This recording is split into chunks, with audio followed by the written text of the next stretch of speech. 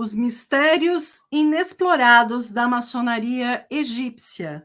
Bem-vindas ao Maçonaria Egípcia e Mulheres.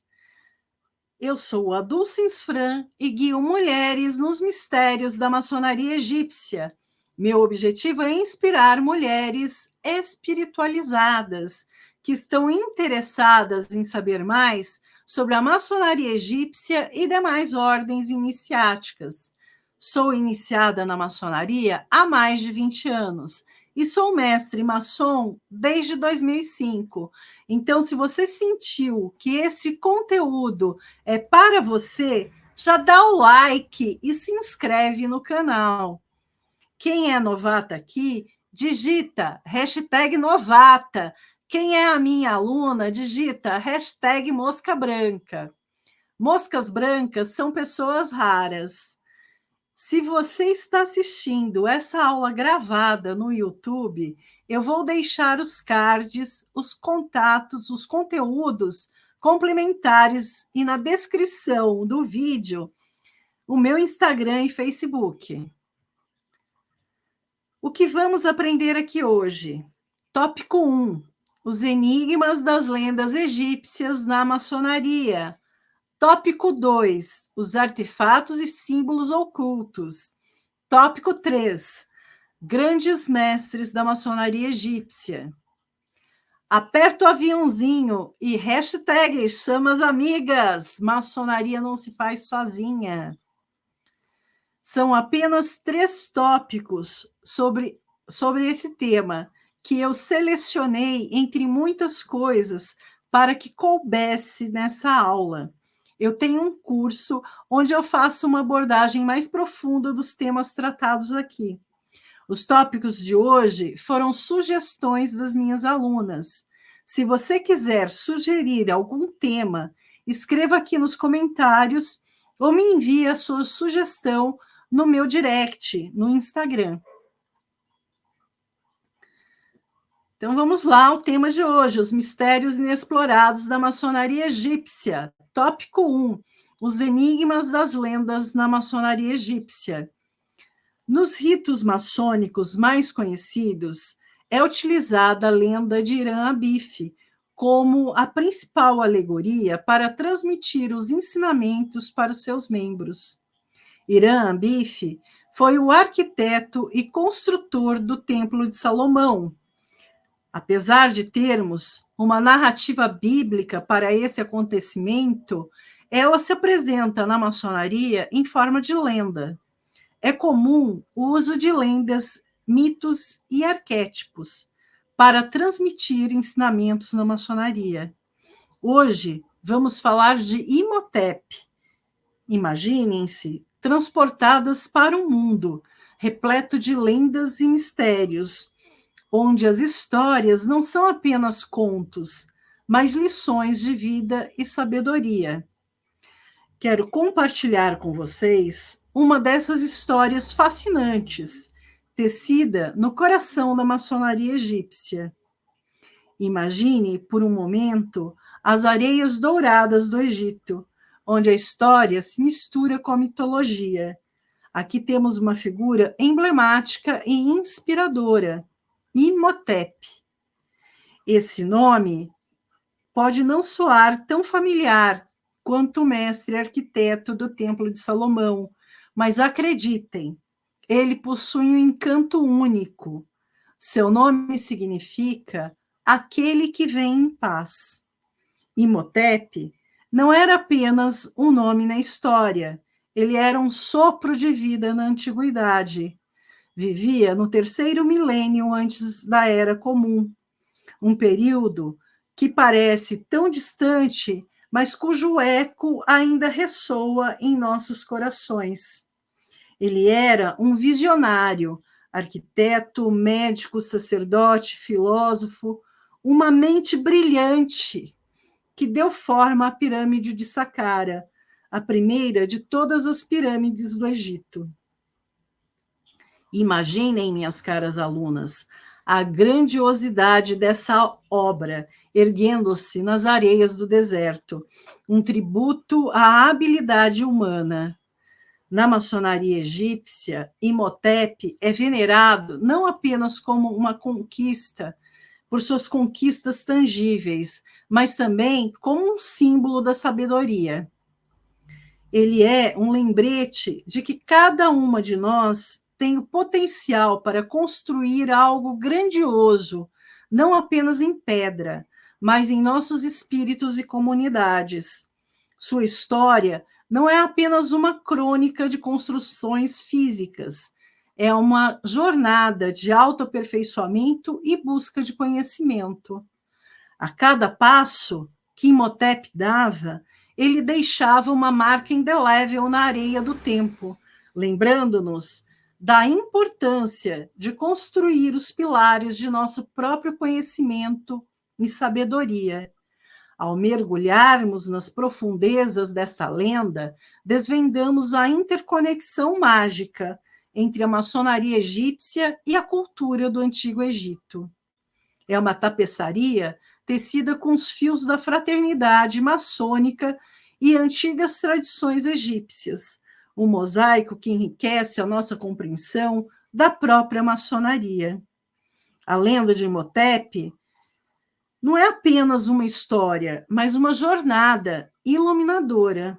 Ela nos convida a refletir sobre o significado mais profundo da sabedoria e da construção, seja ela espiritual ou física.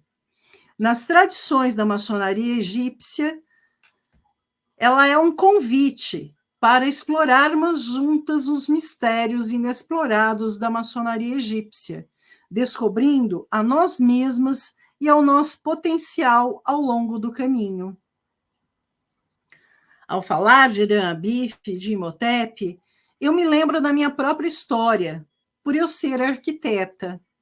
Em 1999, um padre me pediu para fazer o projeto de uma capela, a Nova Jerusalém Celeste.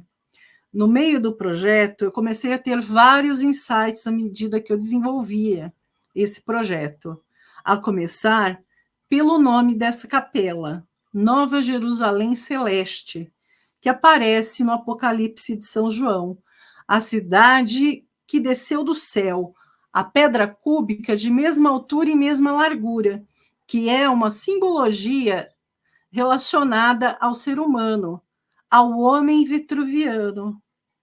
Todos os elementos que eu ia colocando no projeto dessa capela, a vozinha aparecia me soprar nos ouvidos. Aí tem coisa.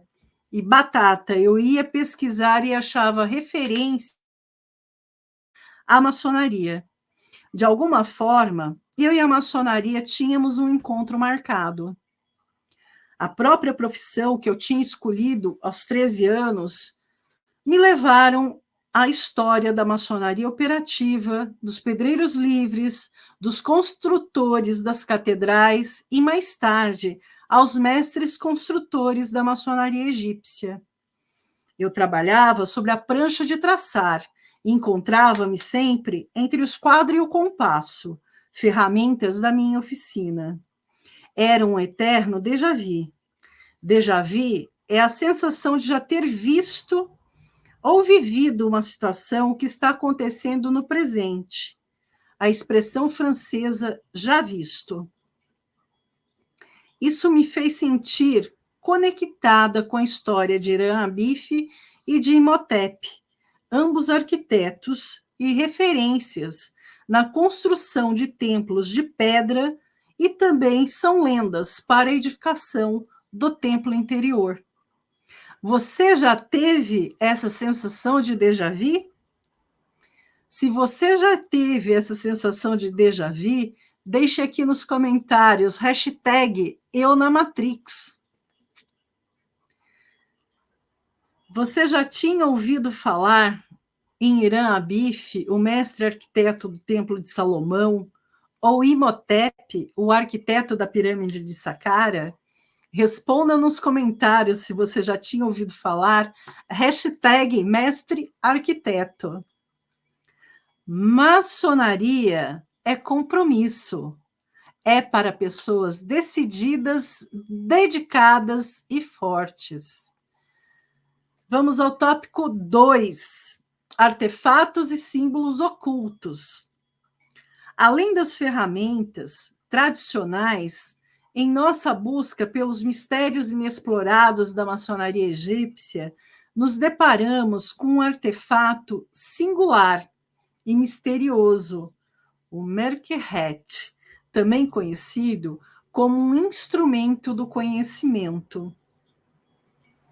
Esse dispositivo antigo, de origens enigmáticas, revolucionou a cronometragem e as observações astronômicas em sua época, deixando um legado valioso que ecoa até os dias de hoje.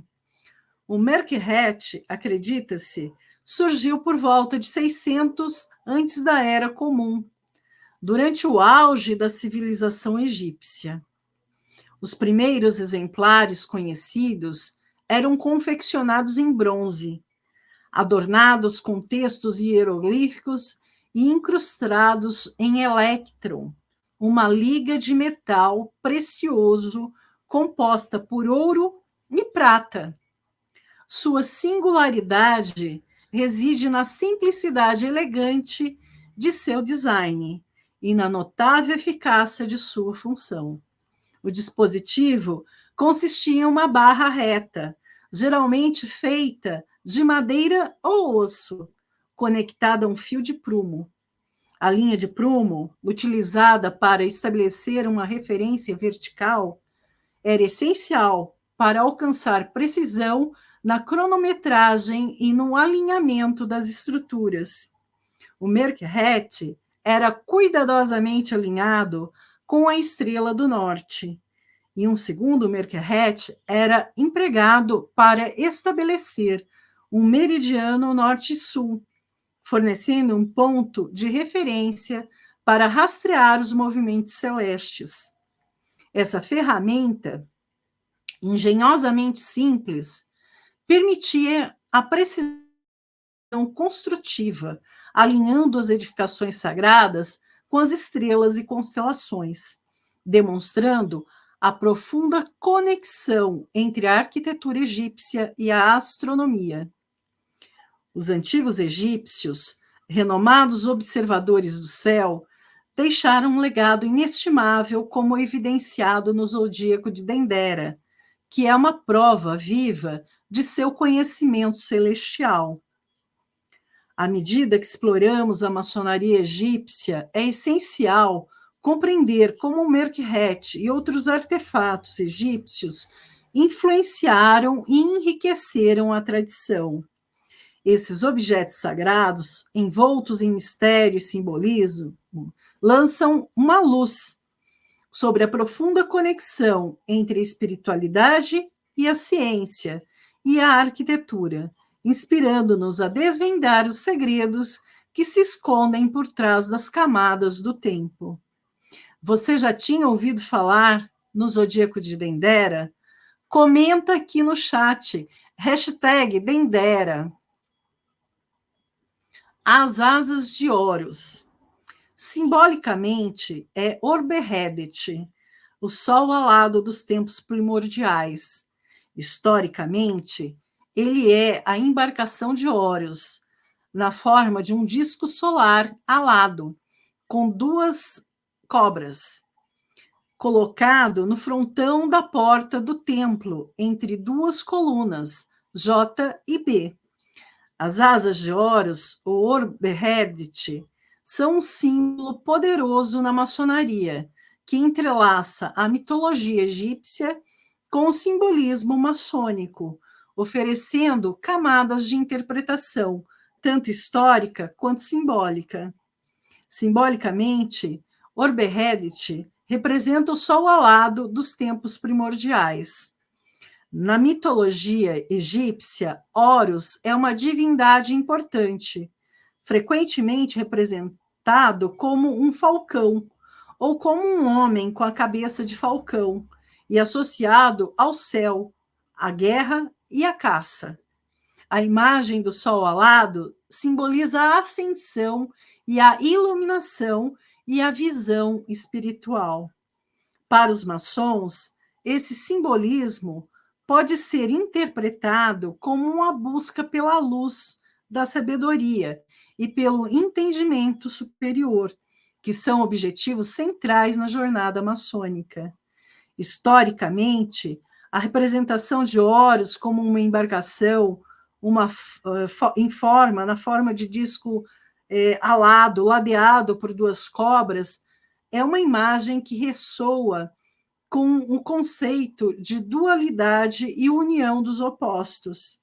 As cobras, frequentemente vistas como símbolos de renovação e transformação, devido à sua capacidade de trocar de pele, complementam a simbologia do sol alado, indicando um ciclo de morte e renascimento, um tema recorrente tanto na mitologia egípcia como na simbologia maçônica. A colocação das asas de Horus no frontão da porta do templo, entre as duas colunas J e B, é significativa. As colunas Joaquim Boaz são pilares fundamentais na arquitetura maçônica, representando força e estabelecimento. A posição das asas de Horus entre estas duas colunas simboliza a conexão entre o terreno e o celestial, entre a força e a estabilidade, e serve como um lembrete da jornada constante em busca de equilíbrio e harmonia. Este simbolismo é particularmente relevante para a experiência maçônica, pois encoraja a reflexão sobre a natureza dual da existência e a importância de perseguir um caminho equilibrado entre o material e o espiritual. As asas de Horus, portanto, funcionam como um lembrete constante para os maçons da necessidade de alçar acima das limitações terrenas em busca de uma compreensão mais elevada e iluminada da realidade. Maçonaria é compromisso, é para pessoas decididas, dedicadas e fortes. Você está gostando da aula? Digita #quero mais. É bastante conteúdo. Por isso eu criei uma mentoria, onde eu faço um acompanhamento passo a passo e te ajudo na sua busca. Você não vai precisar ficar 3 anos sozinha, batendo a cabeça como eu fiquei. As vagas são limitadas e você pode entrar no grupo de alunas para ser avisada das aulas que disponibilizo aqui e também quando abrir a lista de espera para a mentoria. Continuando, peguem o caderninho para ir tomando nota dos insights. #prancha de traçar. Tomem nota e vamos passo a passo, degrau por degrau, na escada de Jacó. Nós já falamos dos mestres arquitetos Irã Abif e Imhotep, e também já falamos sobre os artefatos e símbolos ocultos na maçonaria egípcia. Agora, vamos ao tópico 3, grandes mestres da maçonaria egípcia. Na busca por desvendar os mistérios inexplorados da maçonaria egípcia, não podemos deixar de destacar 3 figuras admiráveis que desempenharam papéis fundamentais na preservação e no desenvolvimento dessa tradição única. Vamos falar primeiro de Alessandro Cagliostro, o primeiro copta. Em 1786, surgiu a maçonaria egípcia, também conhecido como rito egípcio da maçonaria andrógena. Cagliostro, seu fundador, havia sido iniciado na maçonaria em 1760. Alegava que as mulheres tinham de participar também, já que elas eram admitidas nos antigos mistérios. Portanto, não havia uma justificativa para a exclusão. O próprio conde definia sua maçonaria como uma instituição para conhecer, professar e propagar a maçonaria em sua pureza e forma primitivas. A primeira loja, chamada Sabedoria Triunfante, entrou em funcionamento em julho de 1786. Cagliostro era conhecido como Grande Copta, fundador e grão-mestre da alta maçonaria egípcia. Dizia que seus inimigos tentavam confundi-lo com um obscuro cavalheiro chamado José Bálsamo. A proposta de seu rito era conduzir seus membros à perfeição, por sua regeneração física e moral, já que tal objetivo lhes daria a posse da acácia, isto é, da imortalidade. Durante suas cerimônias, sabemos que empregavam uma columba, nome dado a uma menina em estado de completa inocência. Esse arquétipo foi adotado mais tarde por Spencer Lewis, que se serviu dos rituais da maçonaria egípcia de Cagliostro para fundar a Amorque, fazendo uso da figura da columba, um cargo que enrolou a língua aqui, gente, não vai sair, que é geralmente desempenhado por meninas e jovens entre 9 e 18 anos.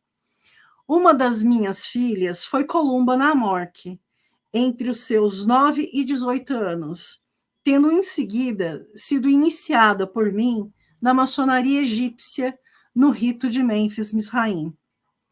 Alessandro Cagliostro foi um personagem misterioso e intrigante do século XVIII. Desempenhou um papel significativo na maçonaria egípcia. Ele afirmou ser o Conde Cagliostro e ter descoberto antigos documentos maçônicos no Egito, que o levaram a fundar o rito egípcio. Sua influência na maçonaria egípcia e suas atividades geraram grande influência, interesse e controvérsia na época. Ele se autodenominava copta e afirmava ser um descendente direto dos antigos egípcios. Sua figura enigmática, embora controversa, contribuiu para a disseminação da maçonaria egípcia na Europa e sua influência na história da maçônica é inegável. Trago para vocês pequenos trechos do discurso de Cagliostro. Eu não pertenço a nenhuma época, nenhum lugar. Fora do tempo e do espaço, meu ser espiritual vive sua existência eterna. E se mergulho meu pensamento no curso das idades, se estendo meu espírito para um modo de existência afastado daquele que percebeis, eu me torno aquilo que desejo. Participando conscientemente do ser absoluto, regulo minha vida segundo o meio que me envolve. Meu nome é o da minha função, e eu a escolho, porque sou livre. Meu país é aquele em que fixo momentaneamente meus passos. Datai-vos desde ontem, se o quiserdes, erguendo-vos pelos anos vividos por ancestrais que vos foram estranhos, ou desde amanhã, pelo orgulho ilusório de uma grandeza que talvez jamais será vossa. Quanto a mim, sou aquilo que é. Necessário também é citar uma famosa frase de Alessandro Cagliostro: toda a luz vem do Oriente e toda a iniciação do Egito. Então, eis que os passos de dois grandes nomes da maçonaria egípcia se cruzam.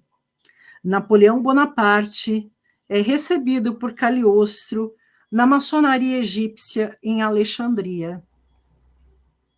Tá gostando da aula? Digita nos comentários # luz que vem do leste. Napoleão Bonaparte e a missão Egito. Napoleão Bonaparte, o lendário líder militar e imperador francês, é mais conhecido por suas campanhas militares na Europa. No entanto, sua missão Egito, de 1798 a 1799, deixou uma marca indelével na maçonaria egípcia.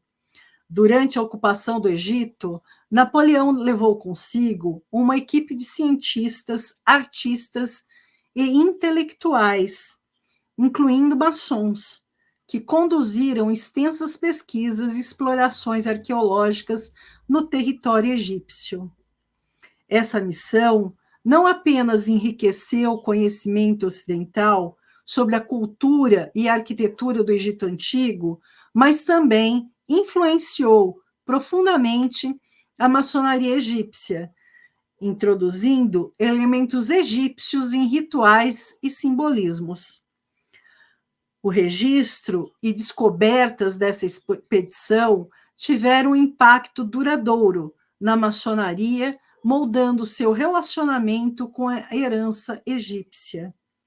A missão de Napoleão no Egito também foi fundamental para o surgimento da egiptologia.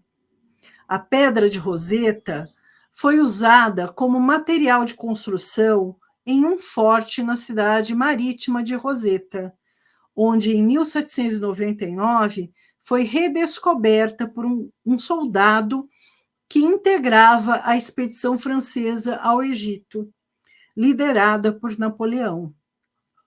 A Pedra de Roseta, contendo um texto em 3 idiomas, logo despertou o interesse pela possibilidade de permitir traduzir a escrita hieroglífica egípcia, cuja significação se perdera. Jean-François Champollion foi um filólogo, que quer dizer estudioso de linguística, orientalista, egiptólogo, considerado o pai da egiptologia, que se tornou famoso pelos seus trabalhos sobre a cultura e a língua do Egito Antigo, em especial por ter sido o principal responsável pela decifração dos hieroglifos egípcios, graças à descoberta da Pedra de Roseta. O encontro de Napoleão com Cagliostro em Alexandria resultou na incorporação da maçonaria egípcia por Napoleão, que, ao retornar à França, encarregou Josefina, a imperatriz, de reabrir as lojas maçônicas femininas, que haviam sido fechadas com a Revolução Francesa, e que culminou com a execução da Condessa de Lamballe, grã-mestra, nessa época, da maçonaria feminina. Josefina também iniciou a sua dama de honra, numa assembleia que teve lugar em Estrasburgo no ano de 1805. Em 1810, Napoleão extinguiu as lojas femininas, que só reapareceram 83 anos depois, em 1893. Se o Egito te fascina, digita nos comentários #Pedra de Roseta. Giuseppe Garibaldi, o unificador dos ritos de Mênfis e Mizraim. Giuseppe Garibaldi, um herói revolucionário italiano do século XIX, também desempenhou um papel importante na maçonaria egípcia. Ele foi fundamental na unificação dos ritos de Mênfis e Mizraim, que eram 2 tradições maçônicas distintas, relacionadas ao Egito. Sua visão de uma maçonaria egípcia unificada e sua liderança na promoção dessa unificação tiveram um impacto duradouro na fraternidade maçônica.